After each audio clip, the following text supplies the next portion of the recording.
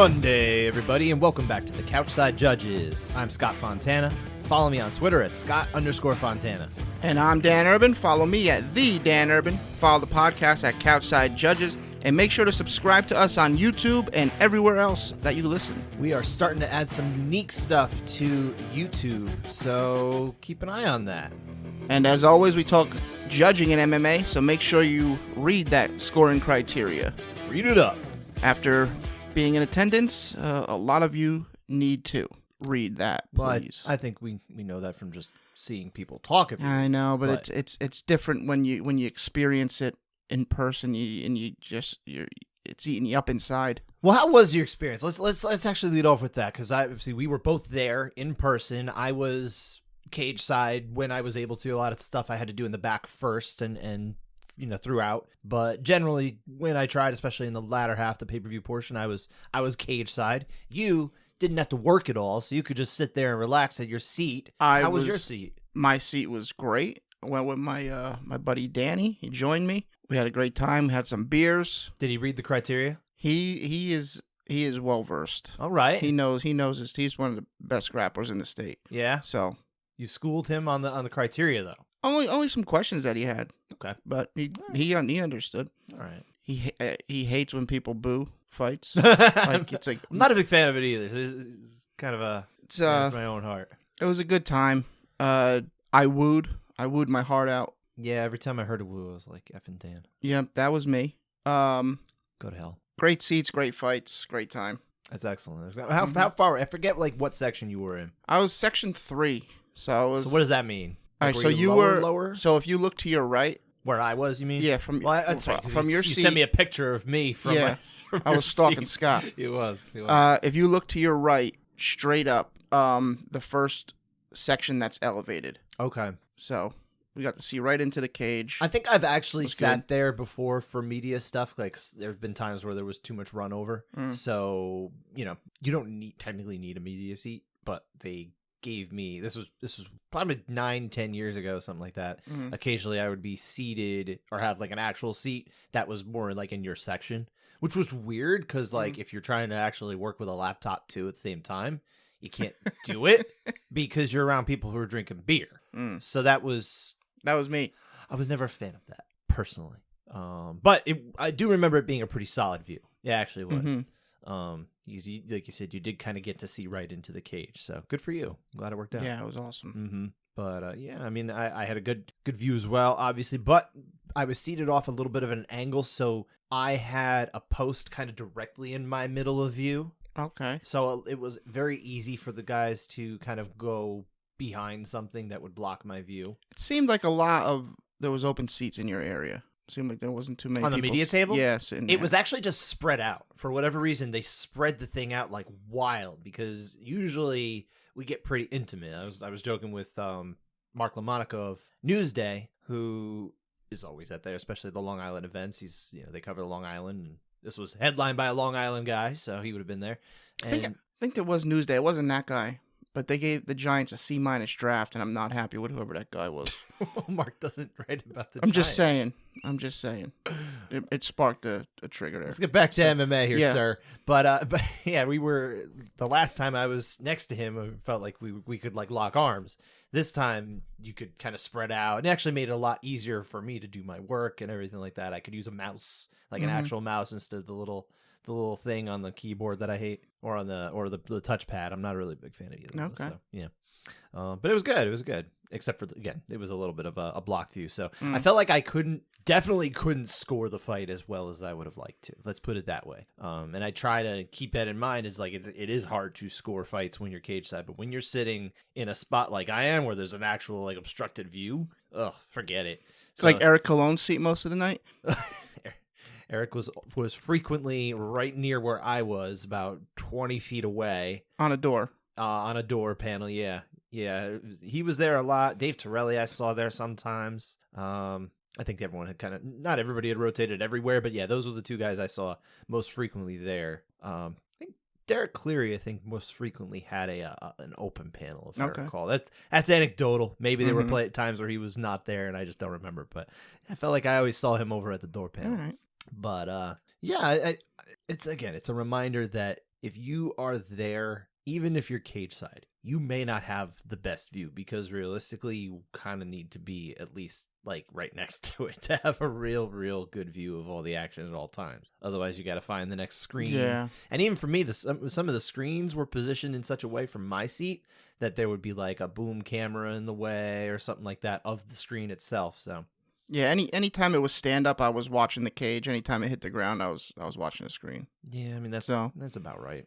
Because a lot of times I hit the ground, they weren't in the middle of the ring anyway. It was stuck against a cage. That is frequently how it is. You don't see a whole lot of Yeah. double legs in the middle of the cage kind of get successful anymore. Mhm. You know, everyone's pretty savvy. But as far as the actual events of the night, sir, we had an Aljamain Sterling victory. We did. Which, again, me watching it live, I'm like, this is a close fight, man. I don't even know how some of these rounds are going. From my seat, it felt like a Cejudo win. Yeah. Like a Cejudo 3-2, but that could be because I was in a crowd that was very pro Cejudo, saying it was 4. Generally, the crowd was. Saying it was 3-0, 4-0, Uh, 5-0. It's like, all right. I mean, I kind of think I see 3-2, but I don't tried know to about stay. 5-0. I tried to stay off of the social media conversation about it for much of it, but then after round 4, I kind of checked in. I actually checked in with Sean Sheehan, of course, whose opinion I hold in the highest regard as far as media members' scores. So I was like, I wonder what he's seeing here. And I looked in, it says 40-36 Aljamain, and I'm like, wow, okay. I mean, that makes sense to me, but also it felt close. But obviously now, you know, since then I've watched back that entire fight, and as much as I think it's a close fight, I think you know, round by round, you can find at least 2, maybe even 3 rounds that are pretty solidly Aljamain in my mind. Okay. Anyway, so I did similar what you did before I checked Twitter when I got home to see what's going on, because I knew the people in the crowd in my section at least were outraged, calling it robbery of this century. You know, I made sure to tweet, by the way, right before the yeah. decision. I'm like, hey, let's all just remember this is a close fight and not go robbery, all right? Yeah, so I checked MMA decisions because I knew all the scores would be posted for the media, and I looked for Sean's score, and I was like, wow, almost everybody has it for Sterling. So yeah. I was a little surprised after the fight too. Yeah, I checked in and I did see a lot of Sterling, and Ray Longo actually walked over and he was talking with again Mark LaMonica and myself as well about the results. He's like, I thought this was a pretty solidly Aljamain fight, you know, and you know, we were kind of telling him like, yeah, it felt like a really close fight, more or less. You know, like you're always gonna see things differently. 1, when it's your guy, and 2, when you have a different view. So yeah, it's understandable why he would think that. But I mean, nonetheless, I came away thinking the same thing, that probably let's say we're scoring it, you know, on the whole, it felt like Aljamain was the rightful winner of that fight, and I think the scoring bear it out in a way that at least allowed that to happen. So yeah, I think most of the outrage that I saw came from the betting community, as it typically tends to do. So yeah, that's frequent. It's funny. I feel like a lot of people are starting to think, and this popped in my head literally like while we're talking here. There almost seems like a more negative, like, oh, it's worse than ever kind of thing. You know, it's just getting so bad now with judging and that kind of thing. And I feel like it's only happened in the last bunch of years since sports betting was more widely legalized and could be done from the comforts of your own home. Funny how that works out.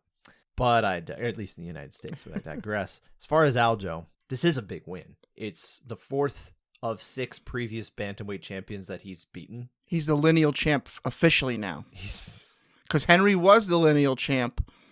He surrendered it, so Aljamain did technically become the lineal champ, but now he beat the previous lineal champ to make him the lineal champ. What if I blew your mind even more and said he actually became the lineal champion when he beat TJ Dillashaw last year? Because Dillashaw had to relinquish the belt because of performance-enhancing drugs. Okay. And even though he lost to Cejudo, he lost down at 125 and was not defeated to lose his title. What a whole convoluted idea.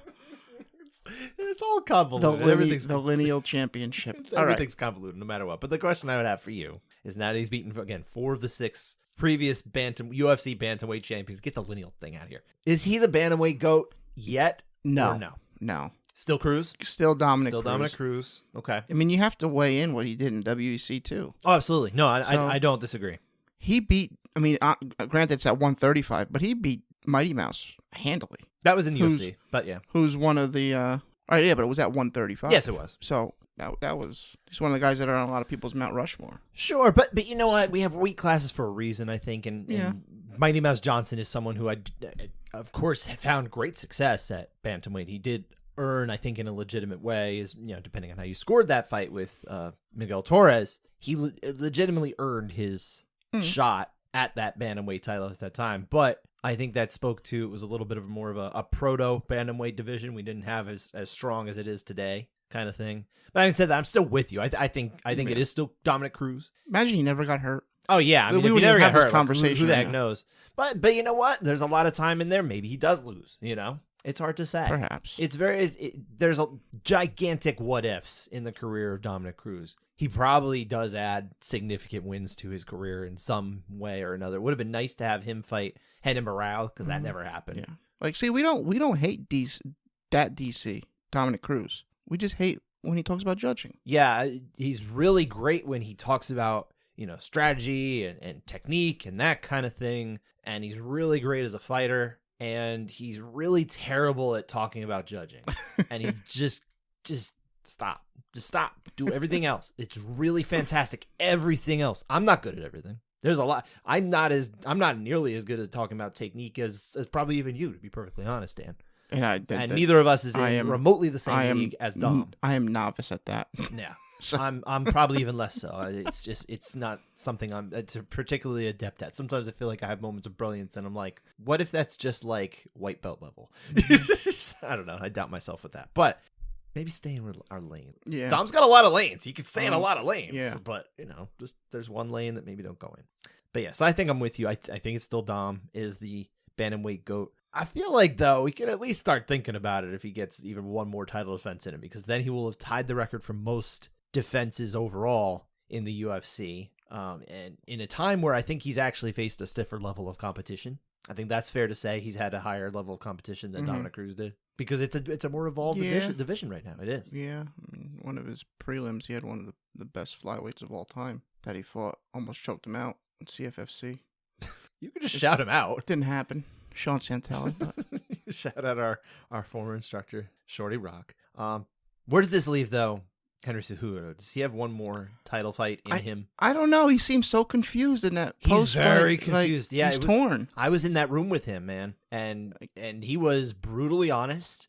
It was really fast, like just a fascinating, what felt like an hour, but I think it was only about 20 minutes. But like he was just he really gave you an introspective into his soul, which you haven't seen a lot from him. He likes to put on the pro wrestling character and everything like that. He's been trying to cultivate, right? But he let us all in, and yeah, I don't know. I mean, it just seems like for him, it's kind of all or nothing. Like he's not really one to just stick around and maybe get some fights and maybe even work his way up a ladder. I don't think there's a ladder that interests him. It's like if they say, listen, you got one fight and you can earn another title shot, depending on the fight, he might do it. And it did sound like the fight with a potential fight with Brandon Moreno does interest him, because there's a little bit of a personal nature to that.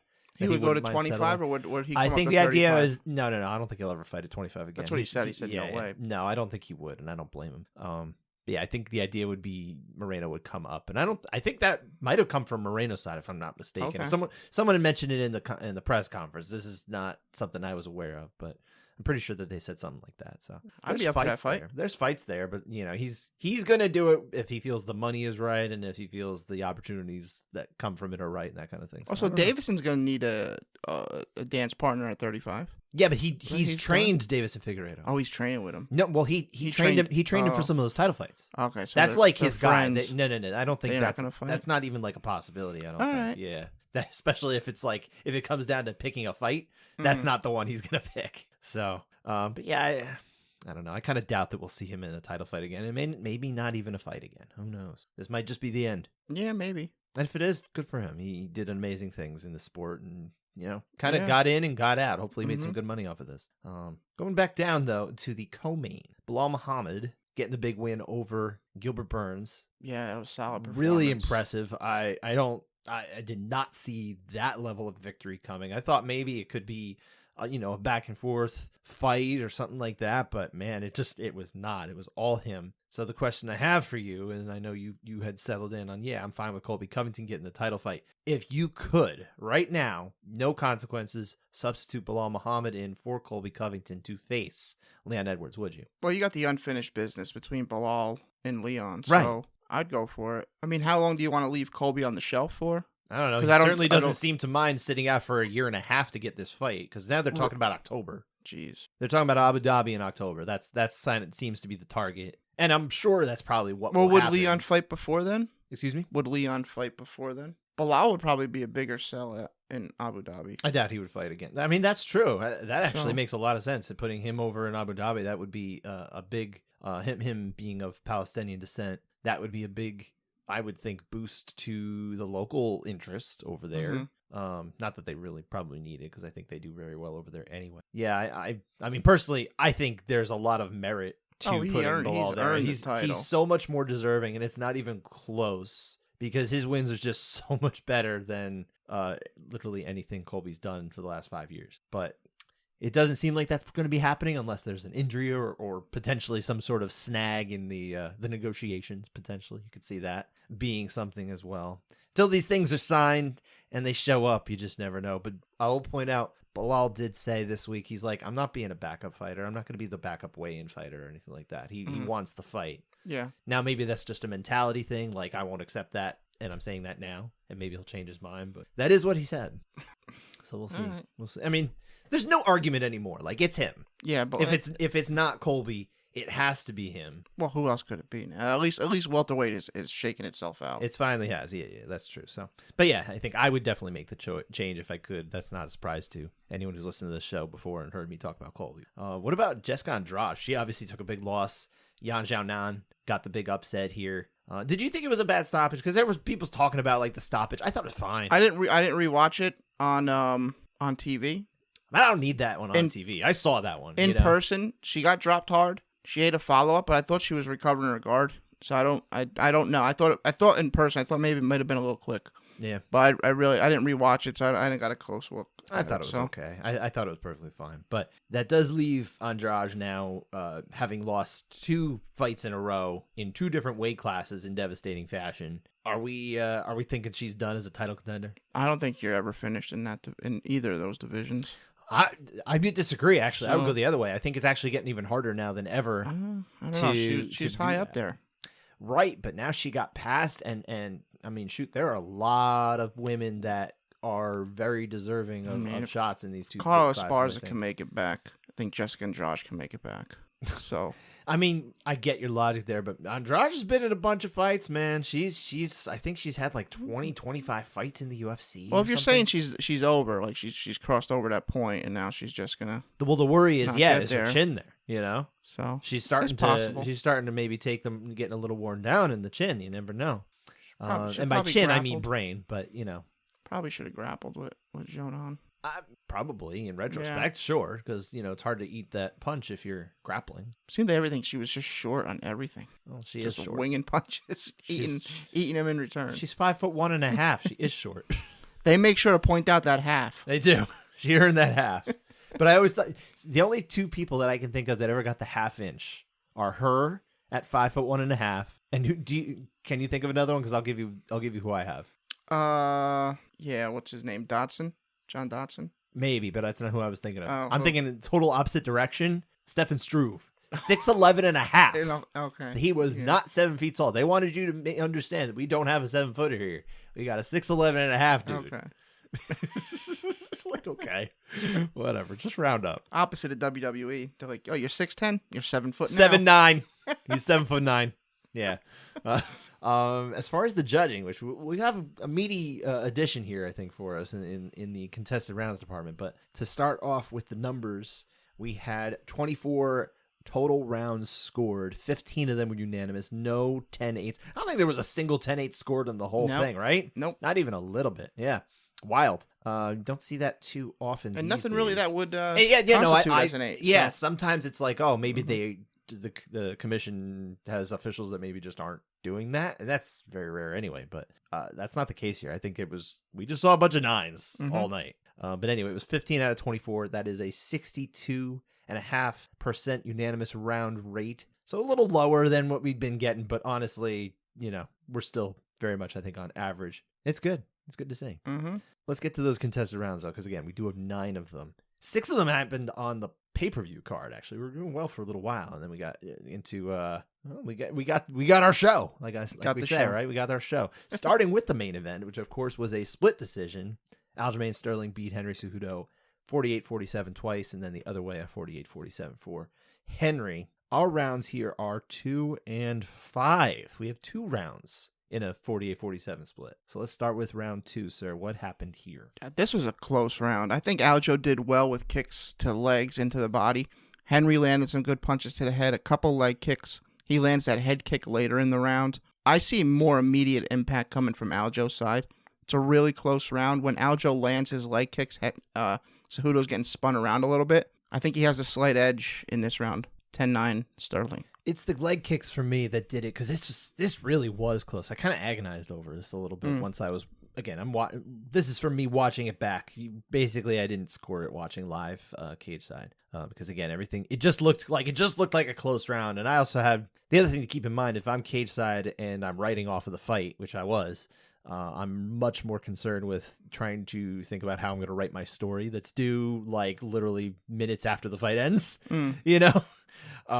So my mindset's very different at that point. But when I was able to watch it again a day later, yeah, it still felt like a super close fight.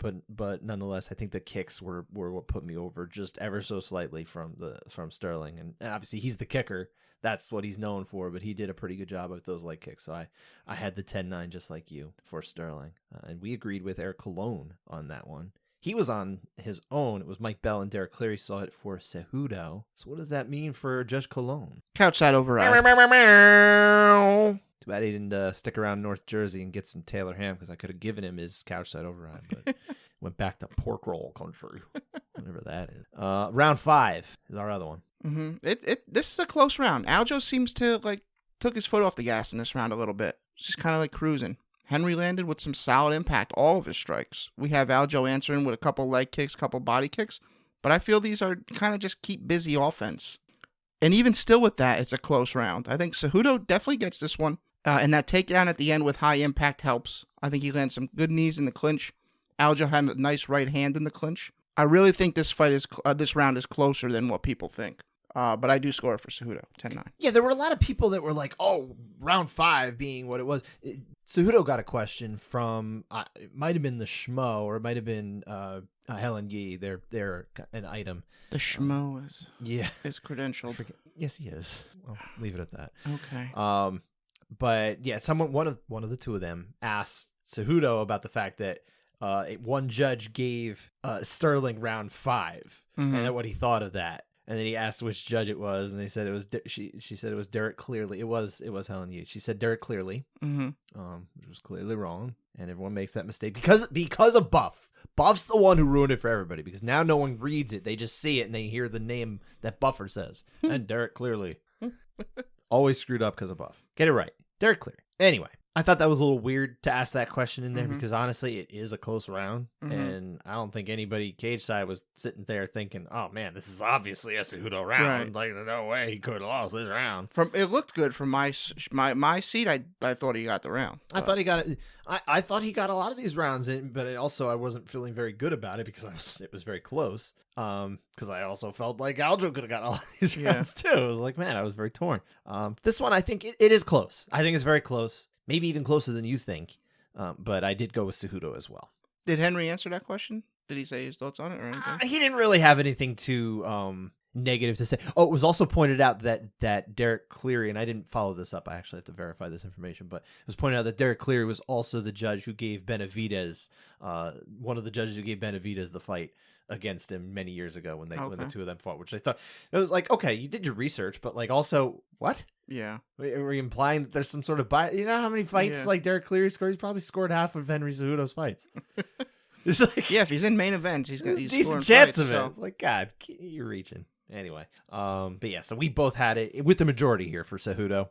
It was judges. So we agreed. Basically, we had the same scorecard in terms of these rounds as Eric Colon. It was Mike Bell also agreed with him here. Derek Cleary, like I said, I said, saw this one for Sterling. So no override. No override here.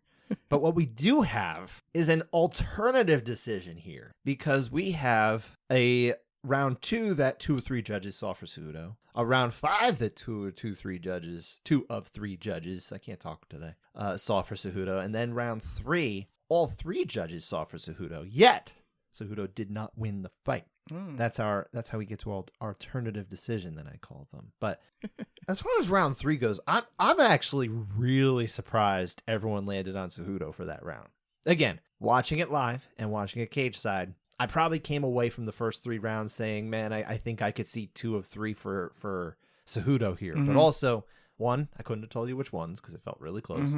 And 2, I don't know that everything looks the same when you're watching on TV. Obviously, everything looks very different when you're live, right? You get a different angle. But watching it on TV again the next day, being able to really try and sit down and score it, I'm telling you, I thought Aljo did a really good job. Aljo had a great fight. Yeah, but in that round in particular, round 3, I'm just surprised that everyone landed on there. I'm not saying they got it wrong. I'm not. The numbers would disagree with them. I believe it was 20-7 in terms of significant strikes landed one way or the other. The numbers don't tell everything, obviously. But 20-7 is typically a margin where you just don't see it go the other way unless there's like a big thing that happens. And I don't think we had a big thing happen in this round at all. I think this is a round where Aljo lands a nice knee to the head in a clinch against the cage. I didn't make any notes on it. You might be right. I do remember that knee stuck out in the fight for me, though. I will say that was like the biggest strike I thought landed in the whole fight. So I'm not sure if that was 3 or 4, but I remember talking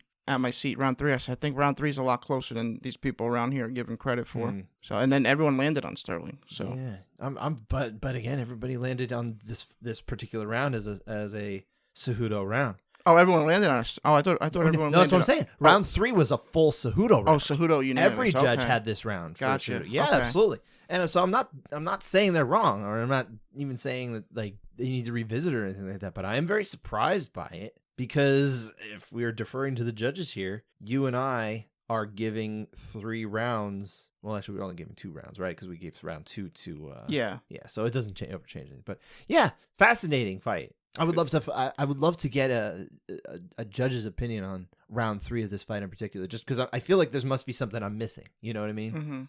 If everybody landed one way, and even watching it over again, I said, man, this feels like an Aljo round. Like all the people that throw the stats in your face when it goes the wrong way, and then quote unquote wrong way. But in their eyes, yeah, when it goes the way they don't want it to go. I want to do that for this fight to a lot of the betting community that are clamoring that Cejudo won this for sure. Yeah. It's a robbery. It's yeah, let me throw the stats in your face this time. Literally the only thing you can do, like if you're going to quote numbers and stats and everything like that, and that's what you're going to go by, and you're just going to do robo-judging on this one, it's 3-2 Aljo. It goes 1, I believe 3-4 for Aljo. That's what you would do if it was straight up numbers. And again, let's say we had AI scoring from the PFL come in there. You were closer than I was. But more obstructed. But round 1, those knees to the body from Aljo. They felt Cejudo, big. How heavy did that? They looked horrible. They felt big from where to I me. was sitting. I made the note of it on my little like rough worksheet I was doing for my story. I noted to myself, man, they felt like the biggest things of that round. They felt hard. They felt much harder than they looked on TV. When I watched the next day on TV, I'm like, they look good, but not the same. There, you felt it a little different. And that's why you need to have the judges next to the cage. Yeah. They need to feel it. You can feel it. And I don't think everybody understands that. That's why you got to go. I tweeted this. You got to go to a regional event if you've never been and get as close as you can to the cage and just experience that. Make sure it's, hopefully if you can, be on the higher level of regional scene, like a CFFC or LFA, something to that effect where you're getting some pretty solid regional talent coming through. What are you laughing about? Dan's laughing over here. I don't know why. I just started thinking about Murab stealing O'Malley's jacket. Oh yeah, that was hilarious. That was hilarious. Yeah. I missed a lot of that kerfuffle because I was trying to like write my story. I'm like, yeah, that's great, guys, but I got stuff to do here. And then I watched it all later. I'm like, look at that little imp getting a jacket and putting it on nice and slow in the background. Rob is a funny guy. He's always he's very friendly. It was nice to see him this week. I give him a little dap. But anyway, I think that probably closed the book on this fight, right? Yeah, we're moving on. We can move on. We've got 7 more rounds to get to. 2 of them in the co-main event. Bilal Muhammad getting the win over Gilbert Burns. Like we said, it was by scores 50-45 and 249-46, but the judges couldn't agree on what they were split on. So we actually have rounds 4 and 5 to discuss. Of course, by this point, Bilal Muhammad's already up 30-27, so he doesn't know it, but he probably needs a finish to get this win. Let's start with round 4 anyway. What's happening? Yeah, story of this round is Bilal being pretty relentless, setting a pace. He's in Gilbert's face the whole round, landing 2 and 3 punches at a time, beating up the body with that left kick. The right arm of Gilbert Burns is beat red from partially, blocking these kicks. Gilbert gets backed up. He's covering with almost every exchange from Bilal. He does land a couple solid punches. I'd say probably the hardest punches of the round. Problem is he's not stringing anything together. And not nearly enough of it, period. And not enough to overtake what Bilal's doing in my eyes. But there were strong shots, so I could see the argument in his favor, but I'm 10-9 for Muhammad. Yeah, I am as well, for the same reasons. I just don't think we had enough to overturn it. But shoot, I mean, we're supposed to weigh the more effective strikes, and I mean, it's very possible that Gilbert Burns landed the more effective strikes, just not more of them to outweigh. It's always like a delicate balance, like what's volume and what's power and that kind of thing. And you want to favor the power, but to what degree? It's always a sliding scale, and not every example is the same. So, but yeah, I think here ultimately it just wasn't enough, and I don't think it put Bilal in enough trouble when in the grand scheme I felt he'd get hit and he'd just be right back in your face. Like, yeah, it didn't affect me. And I think that's typically a thing that we're supposed to be trying to do as judge. Not that I'm a judge, but if you're a judge, you're supposed to be doing is kind of saying, okay, is it affecting them negatively in terms of shutting down their ability to come back at you and that kind of thing, and taking away their spirit and all that kind of stuff, right? I think the arm injury really diminished. Well, sure. Burns he's like, this is stupid. I don't want to even be here anymore. Yeah, it kind of felt like that. Yeah, I think I saw some people on social media saying like maybe it would be a decent idea for his corner to kind of pull the plug and say, all right, we're done here. But they didn't. Well, he wouldn't want that anyway. I don't think he would want that. I'm sure he wouldn't want that, but that's the point. That's why you have a corner. Yeah. They're supposed to be doing that. Well, the corner's supposed to do the thing that you don't want to do. Did you listen to the corner? No, I couldn't see. He goes, but on rewatch. Oh, no, I fast forwarded through. He goes, I know your arms hurt, but your legs still work. That kick's there every time. Well, but I did appreciate what they were saying in the commentary, is the fact that like if you're not showing that side, like you can't really threaten because you can't set up everything. Like it's you're quite literally handicapped. So it didn't work out. But yeah, so I ended up with you. I had it for Muhammad 10-9. Same as Mike Bell, same as Eric Colon. It was Derek Cleary who was split off seeing this one for Burns. And hey, like we said, we get the argument. Yep. Round 5. Pretty similar round to the previous round. Bilal sets a pace, touching up Burns. Burns landing a few shots. That switch body kick that he landed a couple times is good. But I think Bilal just gets a lead, and he holds on to that lead. It's not until the final 30 seconds where Burns is like, come on, let's go. And then that's when Bilal backs off, and he kind of, just kind of dances around a little bit for that final 30 seconds. Because why wouldn't he? Right. He earned it. He won and then that's victory formation. He lands a solid body kick like at the 2-second mark. I like it for Bilal, but it is a decently close round. So yeah, it's a close round for sure. But I also had it for Muhammad. I think he just took the round, and I think he took every round. All right. I had a 50-45, same as Mike Bell and Derek Cleary. No, Derek Cleary was split at the last round. Oh, well, this round I'm talking about. Yeah, we saw it the same way. But I'm saying I had a 50-45. Oh, yeah, me too. And that was also the same scorecard that Mike Bell turned in. Gotcha. Yeah. Gotcha. Yeah, he had that one. And that is it for this fight. Moving on to a little earlier on the pay-per-view card, we had on the prelim. I just said earlier on the pay-per-view card. Main card. Maybe, yeah. The pay-per-view main card. Yeah. Yeah. Well, we're dawdling here. Let's get into Movsar Evloev and Diego Lopes. It was, of course, a unanimous decision for Evloev, but a much more challenging one than I think a lot of people thought, given the fact that Lopes took this on 5 days' notice. But it was 30-27, 29-28 2 times. Rounds 1 and 3 are split here. So let's get into both. I love the way Lopes came to fight in this one. First round? Yeah.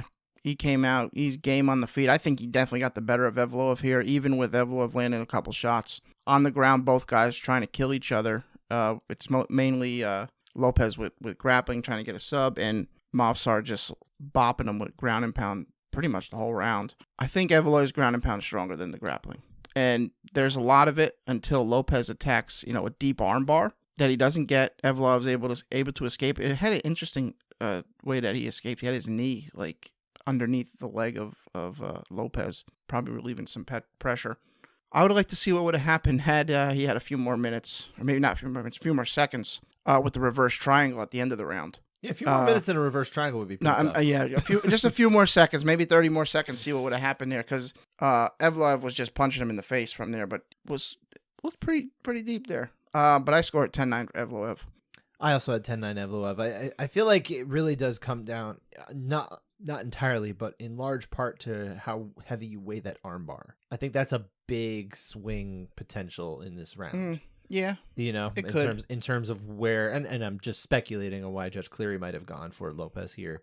That armbar cup, also when it's on the feet, I do think Lopes is getting the best of it there. He whacked him with a couple good shots there. Absolutely fair. But I think that it really comes down to the balance of how much is that armbar kind of paying it, because the ground and pound, I think we could probably argue, if you take the armbar out of there completely, it looks like a pretty good round, at least for Evloev, but we don't have that here. You got to weigh it all. I did side with Evloev too. Or it's Evloev, or Evloev? I don't know. I'm gonna get it wrong no matter what. I'm gonna go with Evloev. All right. Well, him. We both ended up on that side with judges. Also, Derek Cleary is a black belt, so if he was, I don't remember his positioning there, but if he was close, you might be able to see it there. He might, maybe a little stronger for sure. But yeah, I ended up going that way, and we both agreed with judges Colon and Dave Torelli. The Jersey contingent was on board with Evloev. Moving on to round 3, though, what happened? Evloev beats him up on the feet. Not a huge margin, but definitely decent lead here. Really showing the different levels of being in the top 10 is kind of how this fight evolved. Really comes down to the submission attempts of Lopes. Does that outweigh everything Evloev had in the round? I don't think the Kimura was all that dangerous, but Eric Colon's actually 2 feet away. He's the black belt. Maybe he saw it much stronger. The knee bar, however, looked very tight. And Evloev grimaces early in it, and then he kind of zens in. He's like, all right, I'm just going to ride this out and hope my leg don't break. Very tight. Would have been interesting to see again if this happened, if he had some more time. It actually might have been gruesome. But I do score this one for Evloev, 10-9. It's hard to say, right? But sitting there and seeing that knee bar, it almost looked like, because we had that above angle, right? We were looking from the top. It almost looked like he had gotten it as much leverage as he was going to be able to get off of that position without adjusting. So maybe I'm wrong. Maybe I'm wrong here. I'll go on a limb on this one. But could it have just been that Evloev said, listen, I know you're not going to get this one. I actually feel like even if you had more time, you're not going to get this one. So you can just kind of ride this out. I'll be okay, and then I'm going to take advantage if I get the chance. I mean, he does grimace. That's the problem. He does, but also he kind of relaxes a little bit too. Like he's zenned out. But I feel like that's because it was like close before, and he's like, oh, you know what? I'm actually okay. That could be. But who knows? Who knows really? Very, very much can make the arguments either way. I think it's so easy to build an argument for either man. But I went with Evloev too. I saw it same as judges Cleary and Torelli. So I had the same card as Dave Torelli. So did you? All right. 30-27 for Evloev. All right. But man, Lopes looked really terrific. Yeah, I'd like to see him get a full camp and fight. Definitely, for sure. So. He's earned it. That is it for the main card. We do have an actual split decision on this one here. On the prelims, Khaos Williams, who got the victory over Rolando Bedoya, 29-28 his way, and then a 30-27 the other way. Which is always kind of like, when you just see it offhand, you're like, huh. But obviously, you've seen this plenty of times before. Yeah. We know that there's often a way to get there that makes a whole lot of sense. So. Someone nearby in our section was like, that 30-27 don't look so good. I was like, relax. It's probably fine. Well, let's see if it's fine, huh? Let's go over it, all right? Round 1. Shall we say a chaotic round? Nice. Yeah. And also boo. Okay, but nice. Whatever. But nice. No, I appreciate it, but I know most people hate it. Really fun battle on the feet. Khaos is just winging crazy wild shots. Bedoya countering super good. Is that a good word? Super good? It's a word. It's a good one. Yeah, why not? It seems like every exchange, each guy is cracking each other pretty hard. Mm. I am going to go a very slim margin for Khaos. I just think when he's landing, you're seeing Bedoya's head get snapped around a little bit more. Impact a bit more noticeable. So 10-9 Williams. Yeah, I think the impact head was just slightly in his way, too. So I went the same as you. I had it for Khaos Williams. We agreed with judges Mike Bell and Donnie Carolet, and it was Derek Cleary who was on his own. And Derek Cleary is just, he unfortunately had to be in the mix for like every one of these rounds, it seems like. You just couldn't catch a break. Well, you notice they did the same. They gave the same crew the co-main and the title fight. They did. I like that. Yeah. You did like that. Back-to-back 5-rounders? Yeah, I'm good with it. All right. I'm good with it. They can handle it. Well, I'm not saying they can't handle it. Obviously, they did. I think you are. I think you're saying you doubt their abilities. I'm not saying that. Dan hates these judges. He wants new judges. Well, apparently Joe Rogan does. Well, Joe said something in one of the rounds that we were talking about, that we went and listened to, and I could you know what he said, and I don't remember what round it was. It was Bilal Muhammad fight, I think. What did he say? What are you going to say? Well, he said, especially with these judges, you don't know where you are. No. That's not even what I was going to say. Mine had more to do with the fact that he said he likes to give it to the guy who did the best at the end of the round. Yes, and I'm but that's not how it works. He said, I lean to the guy who's doing better towards the end of the round. Thank you. Yeah. That is the exact quote. I'm almost positive. Mm-hmm. But yeah, that's not how it works, Joe.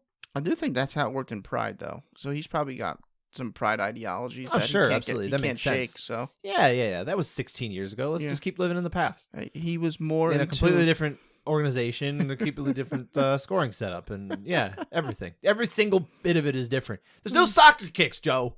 There should be. I'm not saying there shouldn't be. I'm just saying there aren't. There should be. You sit down, you should get your head taken off. That got me. You got me good. But yeah, Joe has outdated ideas of how scoring either should be or is done. So his scores are basically invalid every time he gives them. And he'll say that, though. He does admit that. Yeah. But maybe also, but he also goes a little off. But if you also don't think they're any good, how about you keep them to yourself and just say something else more meaningful? Could be. Just talk about how awesome the Muay Thai cup is. The diamond, the steel diamond cup. Yeah, that one. Yeah, just talk about that cup all day long. It's been a while since he's done that. I almost miss it. Let's get to round 2, though. Let's talk about the second round of Williams Bedoya. I think this one's even closer than the last round. I think both guys are battering the legs. I think it's a difference in the headshots for me.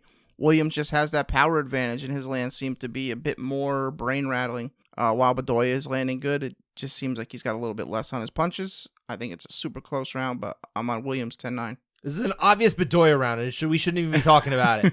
No, it was a really close round. I agree with you. This is even closer than the first round, but I did actually go the other way. I'm serious about giving it to Bedoya. Mm-hmm.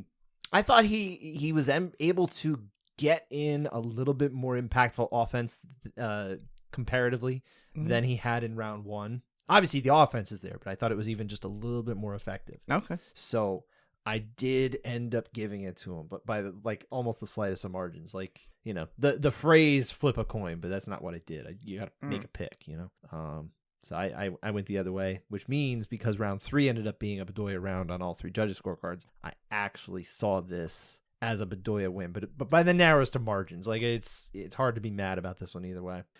But I agreed with Judge Cleary here. Because, again, he was the one who's had a 30-27 Bedoya card, which makes a lot more sense than that guy thought in your section. Yes. Yeah, dummy. Go back to your beer. But you agreed, again, with Judges Bell and Carolet here. Yeah. And we do have one more round.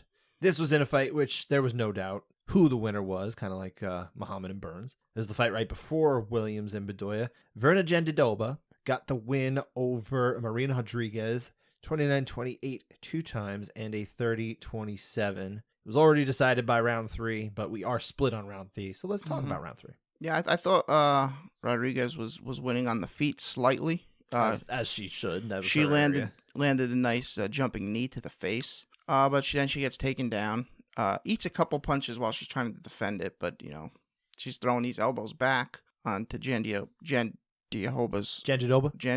face. But once Jandiroba gets it to the ground, she doesn't really have any ground and pound at all. She does attack a decent arm triangle, but she's stuck in half guard. She can probably get it from there, but it's going to take a lot of effort. Rodriguez gets out, and she just starts wailing these up kicks, like 3 or 4 of them. I thought they were strong, and then once Jandy Doe was like, enough of this, I'm going back into your guard. She ate a bunch of shots off the back of Rodriguez, so 10-9 Rodriguez. Rodriguez is very content to throw offense from her back. She beat Esparza. We're on this fight. Yeah. We're on this fight.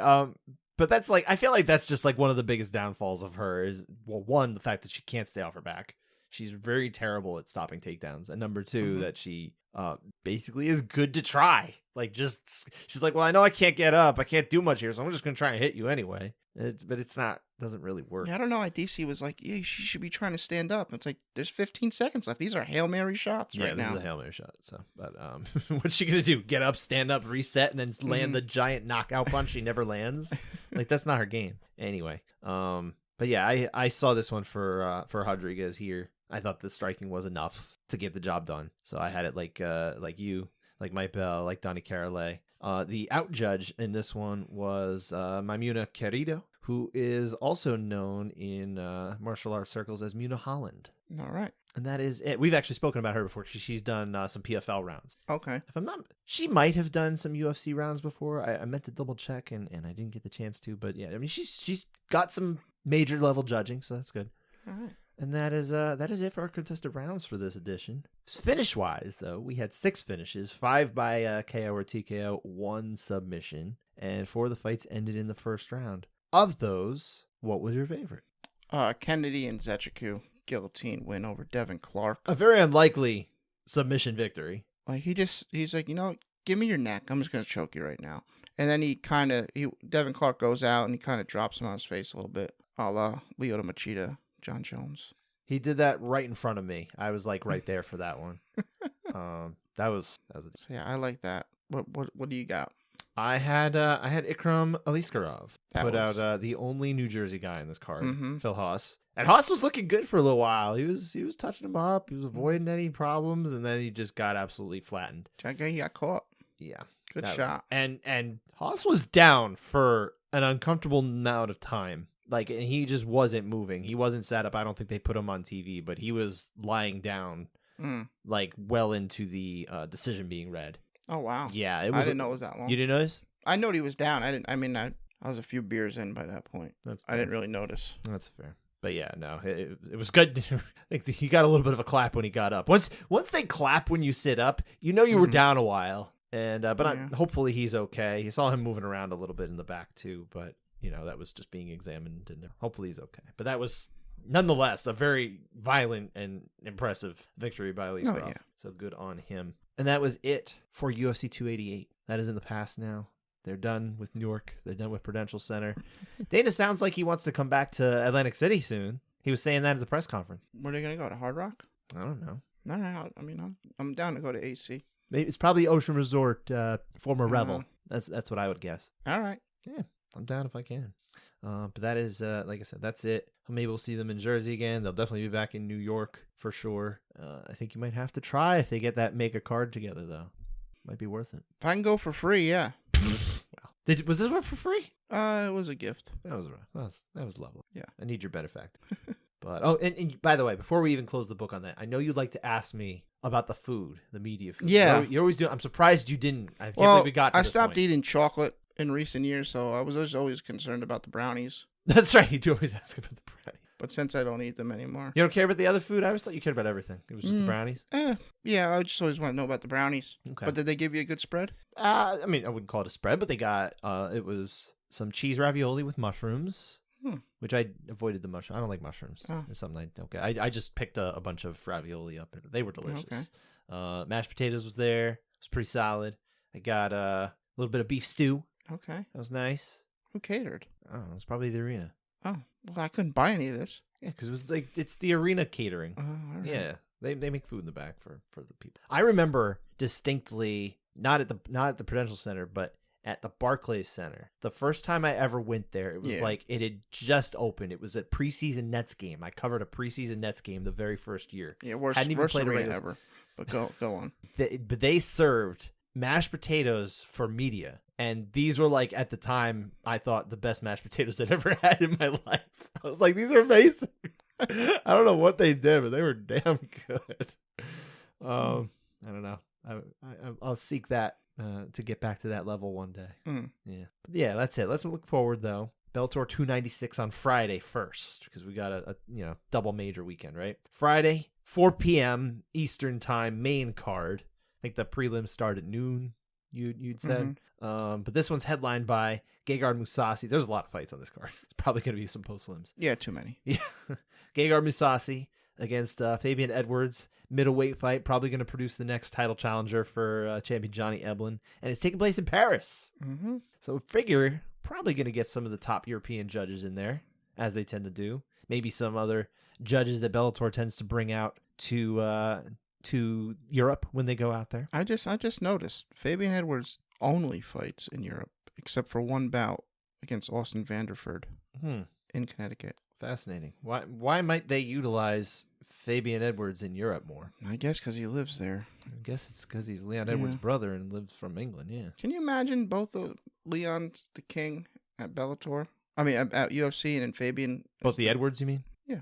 Yeah. Leon Edwards is the king in the UFC right now. And then if Fabian wins the 185 belt, he'll be the king of Bellator. That's true. That'd be wild. That would be. Yeah. You're not wrong. And we can do a 2-on-2, Nick and Nate versus Fabian and Leon, and Nate would probably win again. Yeah. Yeah. I'm sure. Because we've seen before that Nate always has the greatest fight IQ. He won in my eyes. That's right. Round 5 slap trumps all. I do like this main event, though. It's not... I would say as far as non-title Bellator main events go, this is pretty good. Yeah. All right. I know. Gegard's very inconsistent, right? But I mean, I'm more interested in the Grand Prix quarterfinal, which is a replacement fight, actually. It is. Brent Primus stepped in. I thought he should have belonged before, because I mean, part of that is because I just think we've always got a chance to get a Gogo Plata, and I'm very excited for the prospect of that happening again. So we'll see. But he fights Mansur Banawi. Like you said, this is the quarterfinals of the lightweight Grand Prix, which is, I don't know when this thing's going to finish. I feel like they're taking it at a very snail's pace, too, because there's a fourth fight that's not even happening soon. They're taking their time. It's a little weird. I'm not really in love with most of the other bouts in this card. I'm sure it'll end up being entertaining and full of finishes, but it feels, a little less interesting than a lot of these other Bellator, I think, has improved on the whole their general top to bottom structure of their cards. It's such a step up from what it used to be, and the fact that they actually signed these guys and gals helps to invest in them, because we've had a bunch of fighters who've had like a one-off for Bellator. They go into UFC and it's like, yeah, they see, oh, there's that one fight they had at Bellator that they won. Why didn't Bellator sign them? It's like, well, that's just not what they did a lot of times. So I think they've gotten smarter, but nonetheless, it's just not the most intriguing of prelim cards. This might be one where we'll have to say maybe we just isolate ourselves to the main card of Bellator, or something crazy that happens on the undercard round scoring wise, Because we have a UFC card the next day, and this is also in the afternoon, but it's because it's on ABC, 3 p.m. Eastern time, main card in Charlotte, North Carolina. Charlotte, baby. Go Panthers. Bryce Young, he's the future. But this one's headlined by a heavyweight fight, which, not always in love with, and I would say this is like just under the level where I feel like we're going to get like a really good, solid fight that'll be worth it as a heavyweight fight. But also, I could see it not lasting long, which is goes with the territory of heavyweight. I actually like this. I like Jailton Almeida. Jairzinho Rosenstrike and Jailton Almeida. He could be a 205er. He'd probably be a nightmare. He really is like a 205er. He just kind of took a couple fights up there and just did well. And he's like, well, I'll stay. Yeah. No one's really found an answer for his takedowns yet, but at some point somebody will, I feel like, and I do want to see what'll happen from there. Well, DC would have. Yes, DC would have, but they're not fighting. That's true. What are you doing? You bring it? No, stop that. Take it out of here. Well, he would have. Yes, but it's not happening. Who's he gonna fight? I think he's in the super heavyweight class now. Yeah. I was around him this week. He's definitely up there. He's comfortable. He's comfortable in retirement, guys. He's enjoying himself. Daniel Cormier is enjoying his best life in fighting from or retirement from fighting. Anyway, the other fights. Yeah, this one. I mean, I like a lot of the fights on this card. Actually, I think this is a good card. Anthony Smith, Johnny Walker. That should be fun. Anthony Smith's gonna make it fun. Johnny Walker, you don't know sometimes you don't know what you're going to get. You could get the one that makes it really exciting and quick, or you could get the one we've seen for a while. So, but I think Anthony Smith is the type of fighter that can bring that out at least. So yeah, that'll be a good one. Daniel Rodriguez, D-Rod, always like to see. Ian Gary, that's a fun one. This is a big step up for Ian Gary. It's finally it's almost like he passed like imagine you're playing a video game online and it's like, oh, you passed like the D level and now you get to move up to the next level, and everyone else is like a lot tougher now. And I feel like that's what happened here. He moved up and now everyone's a lot tougher, including right here with Dana Rodriguez. I like that fight. Mackenzie Dern and Angela Hill in the fight that I'm almost positive we're going to be talking about. No, there's no shot. Mackenzie Dern is going to absolutely slaughter Angela Hill. That's what's going to happen. We're not talking about this fight. We finally have a fight where we don't have to talk about an Angela Hill fight. Well, you know what? You know why we didn't talk about Zhaga Zumagulov this week is because his fight got called off. Got canceled. How do you no-show? Yeah. I thought he no-showed. I believe they told him he couldn't cut weight anymore or something like that. I thought it was the medical stepped in. I'm not sure. I heard he no-showed the weigh-in. Well, what do you think he did? He went to Morristown and just got pancakes or something? Yeah, he might have. He went to the grilled cheese restaurant there, the Melt Factory, which is delicious, by the way. If you go to Morristown, go to the grilled cheese factory. They got like 30 different types of grilled cheese. I had one when I was out there, and it is yummy. Tim Means, Alex Morono, 170 pounds. That one we might be talking about. That should be a fun one, though. I think it'll be fun, but we might be talking about it. That's just kind of a gut feeling I have. And then Matt Brown against Court McGee at 170 pounds, which I'm now realizing is a fight between notable men who've conquered the demons of addiction and gone on to successful UFC careers at 170 pounds. So good on them. Yeah, should be a good one. I like that fight. All right, that does it for this episode. We'll be back again on Monday to break down both of these cards, at least maybe anything that seems interesting from Bellator. Yeah, like we were saying, we'll probably do all UFC and then cherry pick from Bellator. We'll see how it goes. Unless we get all finishes. Maybe we'll get all finishes. That'd be fun. Hopefully that happens one day. Thanks for listening. First round finishes. Take care, everybody.